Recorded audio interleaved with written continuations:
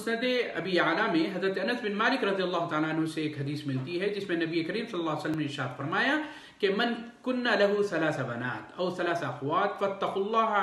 واقام عليهن كان معي في الجنة هكذا واومأ بالسبابة والوسطى. کہ نبی کریم صلی اللہ علیہ وسلم نے ارشاد فرمایا جس کی 3 بیٹیاں ہیں یا 3 بہنیں ہیں اور وہ اللہ سے ڈرا ان کی تربیت کے معاملے میں، ان کی جو ضروریات کی تکمیل کے بارے میں، ان کی اچھی تربیت کرنے کے معاملے میں، تو وہ جنت میں میرے ساتھ کیسے ہوگا؟ اس طریقے سے آپ صلی اللہ علیہ وسلم نے 2 انگلیوں کو اس طریقے سے جمع کر کے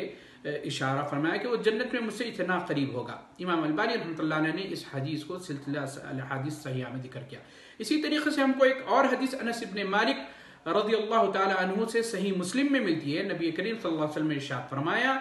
من عال جاریتین حتی تبلغ جاء یوم القیامت انا وہو وضم اصابعہ، کہ جو کوئی 2 اپنی لڑکیوں کی اچھی پرورش کرتا ہے، اچھی نگہداشت کرتا ہے، ان کے نشو و نما